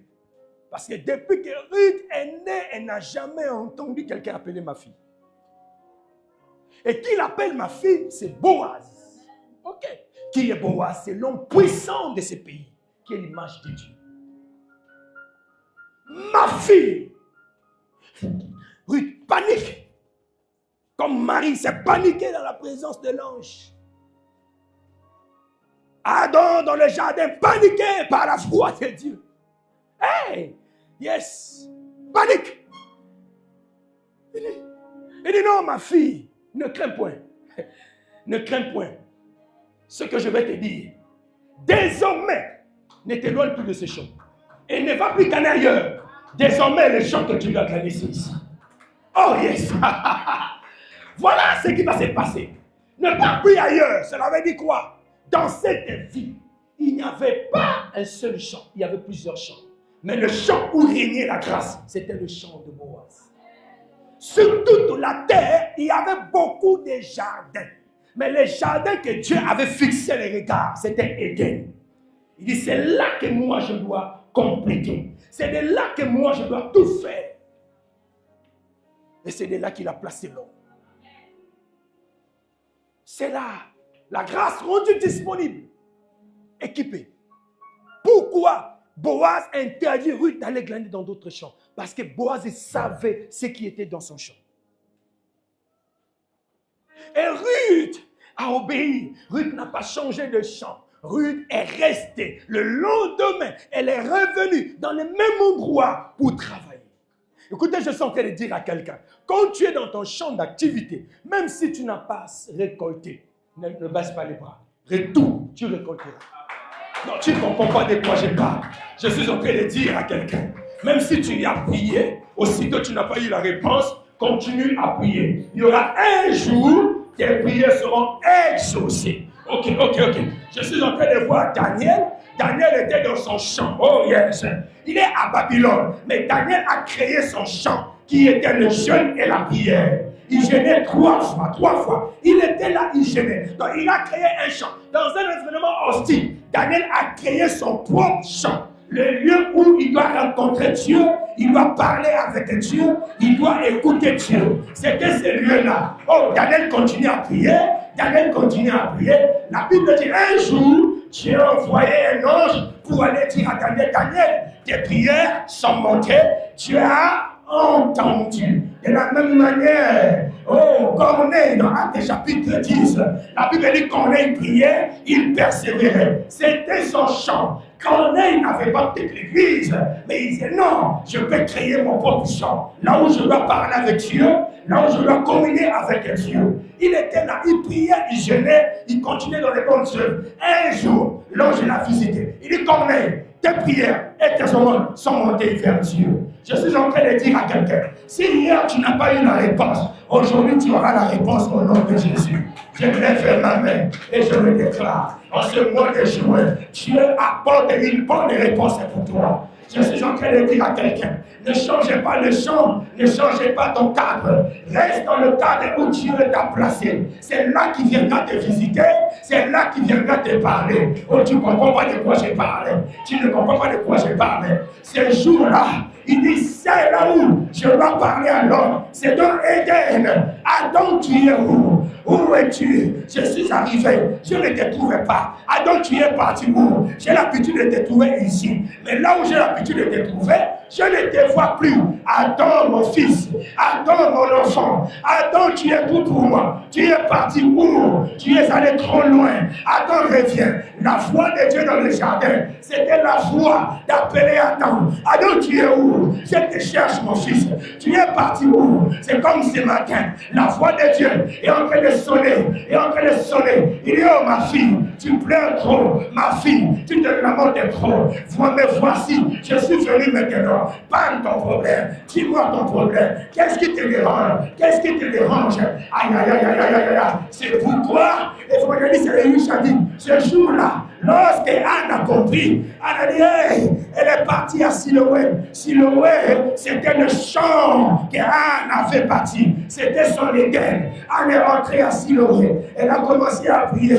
Elle a commencé à prier. Et la Bible dit, la réponse était venue. Je lève ma main. La réponse est de Dieu. Ne viendra pas d'ailleurs. Elle viendra seulement là où Dieu t'a placé. Aïe, aïe, aïe, aïe, aïe. Je parle à quelqu'un. Dans ce foyer-là, c'est là que Dieu te donnera des enfants. C'est là que Dieu te donnera des finances. C'est là que Dieu te donnera des opportunités. Tu ne comprends pas de quoi je parle. Je suis en train de dire à quelqu'un, tu étais déjà en train de sortir. Ne sors pas. Retourne. Retourne. C'est de là qu'il va te visiter. C'est de là qu'il va te parler. Si c'est de toi que je parle, cela s'accomplira au nom de Jésus. Sous l'onction de mon Père, je le déclare. En ce mois de juin, la foi de Dieu viendra sur ta maison. Je parle à quelqu'un. La réponse de Dieu, elle n'est pas loin. Cette réponse arrive. J'aime ma Habakkuk. J'étais à ma poste. J'étais à mon poste. Je veillais. J'attendais cette prophétie. Elle s'accomplira. Elle s'accomplira certainement. Je suis en train de dire à quelqu'un, tu as fait les anges, tu as rêvé, oui c'est bien, mais attends cette prophétie-là, ça va s'accomplir, ça va s'accomplir, ça va s'accomplir. Si c'est de toi que je parle, reçois cela au nom de Jésus, reçois cela au nom de Jésus, reçois cela au nom de Jésus. Oh ya ya ya ya ya ya ya. Est-ce que je parle à l'église ce matin? Est-ce que je parle à l'église ce matin? Ne changez pas de champ, restez dans le champ où Dieu t'a placé. Reste dans le champ. Tu veux changer le champ, pourquoi? Pose la question à ton voisin. Pourquoi tu veux changer le champ? C'est équipé. Alléluia. 4 fleuves arrosaient ce jardin. Premièrement, ces 4 fleuves, c'est l'image de la parole de Dieu qui nous arrose, comme l'évangéliste l'a dit. Mais l'image du Saint-Esprit qui nous arrose. Frère, c'est le Saint-Esprit qui nous arrose. Il y avait 4 fleuves qui sortaient d'Éden. Ces fleuves-là ne sortaient où? D'Éden. Ah, j'aime Dieu. Il n'en prête pas. Il crée lui-même et ça sort de lui-même. C'est ça que j'aime Dieu. C'est pourquoi j'ai dit à quelqu'un, la solution de ton problème n'est pas ailleurs. C'est seulement en Christ. C'est seulement dans ton champ qui vient dans la solution. Ces fleuves sortaient où? D'Éden. Pas d'ailleurs. C'est là que ça sortait. Ça sortait là. Et ça arrosait les jardins. 4 fleuves. L'image est du Saint-Esprit qui nous arrose et de sa vie. Ces 4 fleuves, c'est l'image des fleuves de vive. Oh, ce jour-là, elle rencontre la femme samaritaine. Il y a la femme samaritaine. Quiconque boira de cette eau aura toujours soif. Mais celui qui boira de l'eau que je vais lui donner n'aura plus jamais soif. cette eau va jaillir jusqu'à la vie éternelle. Ces fleuves qui arrosaient les jardins, c'était des eaux vives qui arrosent. Qui arrosent. Aïe, aïe. Quelle abondance! Oh yes. Il dit, heureux l'homme qui ne marche pas selon la voie des pécheurs, mais qui médite la parole de Dieu. Il est comme un arbre planté près d'un courant d'eau. Donc ces 4 fleuves qui arrosaient les jardins, c'est l'image d'un courant d'eau qui arrose ta vie. Je dis à quelqu'un, ta vie sera arrosée en ce 6e mois. Je dis à quelqu'un, ta maison sera arrosée au nom de Jésus. Hey, qu'est-ce que je vais encore parler? Lorsque la grâce elle est rendue disponible, elle a pour mission de nous équiper. Hey, yes. Cette grâce était disponible dans le jardin. Il faut que le jardin soit équipé. Il faut que Adam soit équipé. Maintenant, je vais arriver. Je suis en train d'atterrir maintenant. Ce jour-là, le jour de la Pentecôte, la grâce est rendue disponible dans la chambre haute. Qu'est-ce qui était descendu? Le feu du Saint-Esprit. Frère, là où la grâce est disponible, oh non, il y a l'équipement. Non, tu n'as pas compris. Là où la grâce est disponible, il y a l'équipement. Non, un homme qui a rencontré la grâce doit recevoir de la grâce quelque chose. Non, tu ne comprends pas de quoi je parle. Là où la grâce est disponible, il y a l'équipement. La grâce disponible dans le jardin sous forme de fleuve. Chaque fleuve arrosait. Chaque fleuve avait son rôle. Le premier, le deuxième, troisième, quatrième. Comme des courants d'eau, des vagues d'eau qui coulent. Et ces jours-là, dans la chambre haute, ils étaient où? Dans la chambre haute, dans leur champ d'activité. Les fleuves d'eau coulaient où? Dans les jardins d'Éden. Est-ce que quelqu'un comprend quelque chose? Ce n'était pas ailleurs, ce n'était pas à l'extérieur de la chambre haute, c'était dans la chambre haute que la grâce s'est rendue disponible et le feu du Saint-Esprit était descendu. Et c'était ce jour-là. Et Marie, elle est pour elle dans sa maison. Sa maison, c'est son champ. Marie est dans sa maison. La grâce est venue. La grâce est rentrée. La grâce est entrée. Salut Marie. Salut Marie. Toi à qui une grâce a été faite. Oh yes! Ce jour, la grâce est rendue disponible dans la maison de Marie. Je lève ma main. Que la grâce soit rendue disponible. Partout où tu iras, je prie ce matin que la grâce de Dieu soit rendue disponible. Avant la chute, l'homme était équipé. Le fils prodige aussi était équipé. Mais le jour où il est sorti de son champ, il a perdu l'équipement. Frère, vous savez à quel moment tu perds l'équipement? Quand tu sors de ton champ que Dieu t'a placé. Il y a beaucoup d'enfants de Dieu, ils sont là. Vous vivez, ils cabotent déjà. Parce que vous n'êtes plus dans le champ de Dieu. Ils cabotent. Il y a des pasteurs aujourd'hui, il y a l'intelligence, mais ils vivent, ils cabotent. Il n'y a plus la gloire de Dieu. Oh! Je suis en train de dire à quelqu'un, si tu vis, il cabote, c'est le temps de revenir dans ton champ. Et que Dieu va t'arroser à nouveau. Les disciples marchaient avec Jésus, ils ne savaient pas qu'ils vivaient déjà une cabote à cause de leur incrédulité. C'est pourquoi le Seigneur les a envoyés dans la chambre haute. C'est la raison pour laquelle il dit, allez dans la chambre haute.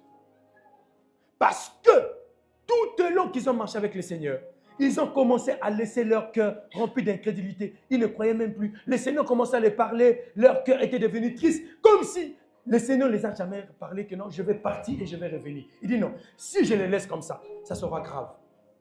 Ils doivent vivre une autre dimension. Allez-y dans la chambre haute. À chaque fois que Dieu se rend compte que tu commences à vivre une cabote, il t'interpelle. Reviens, viens ici. Viens là. Mais vous n'avez pas cette sensibilité de comprendre que là, je vis déjà une cabote, vous faites la tête dure au lieu de revenir dans le champ. Adam a vécu une cabote. Il est allé se cacher. Parce qu'il sait Ce que j'avais, je n'ai plus. Mais, comprenez une chose. Il ne sort pas du jardin. Il est dans le jardin, mais dans un lieu caché. C'est là où j'ai souligné la maturité d'Adam. Beaucoup d'enfants de Dieu, ils pêchent, ils quittent la présence de Dieu. C'est une grosse erreur. Tu pêches, ne quitte pas. Reste. C'est là que Dieu viendra te rencontrer et il va te justifier, il va te pardonner. Adam ne fait pas comme Judas. Judas, lui, trahit pas ses pondres. Adam, il comprend que là, j'ai raté quelque chose. Mais il y a la possibilité de te récupérer. Je ne sors pas du jardin, mais je me cache seulement dans le jardin parce que c'est le champ où Dieu m'a placé et c'est là qu'il viendra et il va m'appeler. Combien même que j'aurai peur, mais lui saura comment me retrouver. Je lève ma main. Quand ceci c'est moi, tout ce qui était caché, que Dieu le retrouve pour toi au nom de Jésus. Tout ce qu'on a caché pour toi, Dieu va le retrouver au nom de Jésus. Il y a des gens que Dieu ne voudra jamais perdre.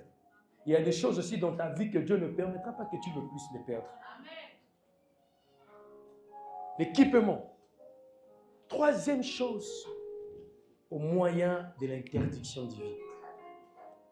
Il dit, tu pourras manger de tous les arbres du jardin. Il y avait l'arbre de vie, mais sauf l'arbre de la connaissance du bien et du mal. L'intelligence, la science de ce monde. Dieu n'a jamais interdit l'homme à parler, à toucher l'arbre de vie. Mange, mais sauf l'arbre de la connaissance du bien et du mal. Frère, quand la grâce elle est rendue disponible, cela ne veut pas dire le libertinage. Vivre dans la grâce ne veut pas dire vivre dans le libertinage. Non. La grâce, elle est disponible, mais ça ne te permet pas à tout faire. Vous devez savoir que dans le champ où Dieu t'a placé, il y a des interdits. Il y a des choses que tu ne dois pas faire. Il y a des choses que tu ne dois pas toucher. Même quand vous arrivez chez quelqu'un, combien même que la personne vous a donné la place, mais vous devez savoir qu'il y a des interdits. Quel que soit ce que vous pouvez occuper spirituellement, vous devez savoir qu'il y a des interdits. Tant qu'ils n'ont pas permis, ne faites pas. C'est pourquoi quand je ne vais pas prier pour quelqu'un, si la personne ne me permet pas d'aller prier dans sa chambre, je ne le précipite jamais, je ne demanderai jamais. Je me limite là où il veut que je prie, je me limite là. Si la personne me dit, non papa, viens, entre dans la chambre, on va prier, là je pars. Mais si je entre, il me permet de prier au salon, je m'arrête là, seulement. Je ne lui demanderai pas aussi un jour, je vais prier, non, jamais. Si ce jour l'est inspiré ou Dieu l'a touché par conviction, ok. Parce que vous devez savoir que la marche avec Dieu, il y a les interdits. Il y a des choses que vous ne devez jamais faire et ne pas faire. Les jours où vous allez le faire, vous allez vivre Kabod. C'était ça le problème. Il est dans le jardin, mais il ne savait pas qu'il y avait les interdictions. Dieu avait interdit, tu ne toucheras pas. Le jour où tu vas toucher ça, tu vas mourir. Cela veut dire quoi? Les jours où tu vas toucher, tu vas perdre ma gloire. Ma gloire va quitter en toi et tu vas vivre Ikabod. Il y a des gens qui sont à l'église, ils se permettent à tout faire, ils se permettent à tout dire. Attention. Attention. C'est pourquoi vous allez voir, le Seigneur m'a dit, ne touchez pas à mes ouins et à mes prophètes. Dans Psaume 105, verset 15. À mes ouins, cela veut dire quoi? Ce que j'ai choisi. À mes prophètes, mes messagers. Parce que dans l'Ancien Testament, le prophète était considéré comme étant un messager. À mes ouins, ce que j'ai choisi. À mes prophètes, mes messagers, ne les touchez pas. Et dans Apocalypse, chapitre 6, au verset 6, il dit, ne faites point du mal à l'huile et au vin. Vous êtes dans le champ de Dieu, vous devez savoir qu'il y a des interdits. Vous êtes dans la maison de Dieu, vous n'êtes pas permis à tout faire et à tout dire. Oh non. Non. Non. Et mais c'est pourquoi il y a beaucoup des enfants de Dieu. Ils vivent des problèmes. Beaucoup de problèmes surgissent dans nos vies. Pourquoi? Parce que nous n'avons pas la notion des interdits. On pense que la grâce, c'est le libertinage. La grâce n'est pas le libertinage. La grâce, c'est l'obéissance à la voix de Dieu et à l'intégrité dans la marche avec Dieu. suffit pas le libertinage. Le fait qu'on te responsabilise dans l'église ne fait pas de toi quelqu'un qui doit commencer à tout faire, à tout dire et à n'importe comment. Non. Parce que l'église, c'est le champ de Dieu. Là où Dieu ne t'a pas permis, ne fais pas, ne touche pas. Fais là où il t'a permis. Mais là où il ne t'a pas permis, ne touche pas. Même quand tu as l'église, tu vois des choses. Oh non, frère, il faut éviter. Vous attirez certaines malédictions dans vos vies parce que vous parlez trop des choses qui ne vous concernent pas. L'église, c'est lui qui fait son investigation, c'est Dieu lui-même. Personne ne va réparer les problèmes de l'église si ce n'est que Dieu lui-même. Ce n'est pas l'église locale que je parle. Vous pouvez voir quelqu'un tomber, mais Dieu sait comment récupérer la personne. Ah yes. Oui. Je ne te dis pas, il va tomber. Non, il ne faut pas aller confondre mon message. Mais je suis en train de vous révéler la profondeur de la grâce disponible. Il dit à l'homme, tu ne touches pas. Tu ne touches pas. Jusqu'alors, le serpent ne parle pas. À quel moment le serpent est venu? La voix de Dieu venait le soir. Le serpent va se présenter après. Et quand il se présente, il vient avec son opinion. Frère, même dans ton foyer, tu dois savoir que mon foyer ne m'appartient pas. Ça appartient à Dieu. Je ne suis pas censé de tout faire. Il y a des choses que tu ne dois pas faire. Ta femme n'est pas ton esclave. Ton mari n'est pas ton esclave. Ceux qui sont tout autour de toi ne sont pas tes esclaves. Vous devez savoir que la marche avec Dieu et la notion des interdits, c'est cette notion-là qui a quitté beaucoup d'enfants de Dieu. Ils ne respectent plus les principes de Dieu. Vous ratez certaines opportunités, certaines bénédictions. Pourquoi? Parce que vous tapez à côté. Dieu a dit à l'homme, ne touche pas. Parce que dans cette table, il y avait la mort. Tu as ton voisin la mort. Mais le serpent va venir parler. Est-ce que Dieu a-t-il réellement dit? Il vient avec ses opinions. C'est là. Dès que vous prêtez l'oreille au rusé, vous risquerez d'être séduit. Tout a commencé par là. Attention, à qui tu prêtes ton oreille?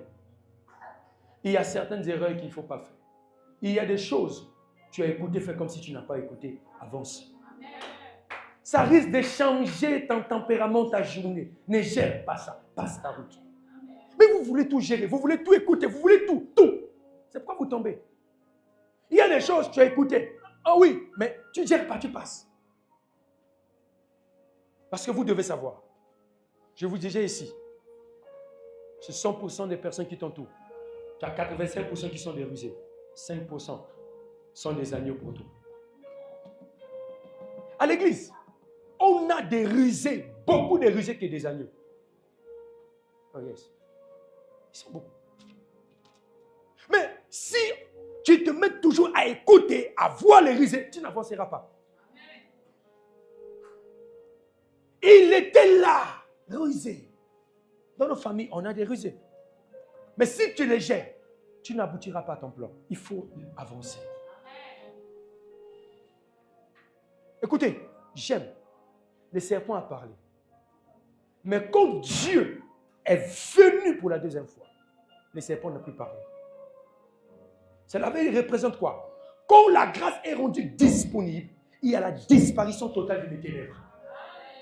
Donc, là où Dieu parlait à Adam, le serpent n'a plus jamais parlé. Là où la grâce est présente, les ténèbres disparaissent. Là où la grâce est présente, la maladie disparaît. Là où la grâce est présente, la sorcellerie va partir.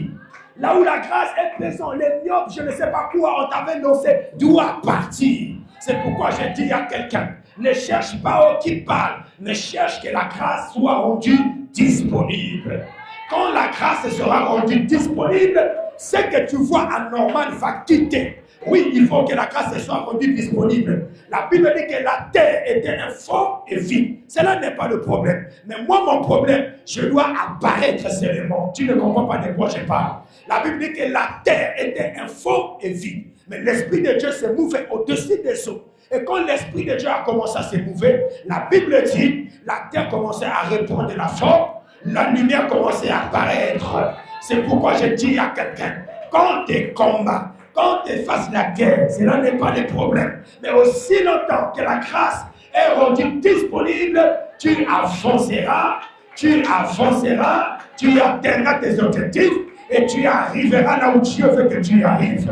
Tu ne comprends pas de quoi je parle. Lorsque Satan a touché Adam, il ne savait pas qu'il y avait un plan que Dieu avait réservé, que la grâce était rendue disponible par la récupération. Dieu a dit non, je ne peux pas perdre l'homme, je dois les récupérer. Et quand il est venu, Satan n'a pu parler et jusqu'aujourd'hui il ne parle plus. Alors je dis à quelqu'un, les sorciers ont parlé, mais cette fois-ci, ils ne parleront plus jamais et jamais. Parce que quand la grâce va venir, la bouche de la sorcellerie va s'éteindre, la bouche de la maladie va s'éteindre. Est-ce que je parle à quelqu'un ce matin? Oh my God! Quand le Seigneur est arrivé, il a dit, où es-tu? Adam, tu es où? Serpent n'a pu parler, le Satan n'a pu parler. Cette fois-ci, c'était Dieu qui parlait à Adam, c'était Dieu qui communiquait avec Adam. Je suis en train de dire à quelqu'un, cherche que la grâce soit rendue disponible. Les ténèbres vont disparaître.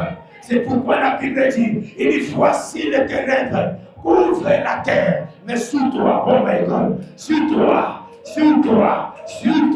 une lumière apparaît. En réalité, cette lumière, c'est la grâce. Sur toi, la grâce apparaît. Sur toi, la grâce apparaît. Même s'il y a les sorciers dans ma famille, mais la grâce de Dieu apparaîtra sur ta vie. Au nom de Jésus, je suis en train de dire à quelqu'un, Adam a touché Satan a touché Adam, mais il n'a pas touché le jardin. My God, c'est ça que j'aime. Le jardin n'était pas sali. On peut toucher ton corps, mais on ne touchera pas ton âme. Aïe. Tu ne comprends pas de quoi je parle. Il a touché Adam, mais il n'a pas touché le jardin. Le jardin n'était pas sali. On peut te balancer, mais on ne pourra pas balancer ce que tu as mis en toi. Aïe. Je dis à quelqu'un, même si on a touché ton corps, même si on a touché le travail, on n'a pas touché l'intelligence, on n'a pas touché le temps, on n'a pas touché le potentiel, on n'a pas touché le métier. Touché pour vous ça, touché pour vous l'administration. Mais ce que tu as mis en moi, il ne peut pas toucher. C'est pourquoi il était capable de toucher le corps des Job, mais pas l'âme des Job. Aïe. Je dis à quelqu'un, à partir d'aujourd'hui, on a acheté, mais c'est lui qui est venu, il est venu pour tout réparer. Je lève ma main, que la récupération soit en partage au nom de Jésus. Ce que tu avais perdu est récupéré au nom de Jésus. Je ne sais pas ce que tu as perdu. Si ce sont les diplômes qu'on a volés, si c'est l'emploi qu'on a volé, si c'est les enfants qu'on a volés, mais quand la grâce est rendue disponible, tout devient récupérable. Aïe. C'est pourquoi, avant de conclure, il a dit au serpent, toi, la postérité de la femme, t'écrasera la tête, et tu lui blesseras les talons. Cette postérité-là, c'est celui-là que nous parlons aujourd'hui. C'est Jésus. C'est pourquoi, ce jour-là à la croix, il a dit, tout est accompli.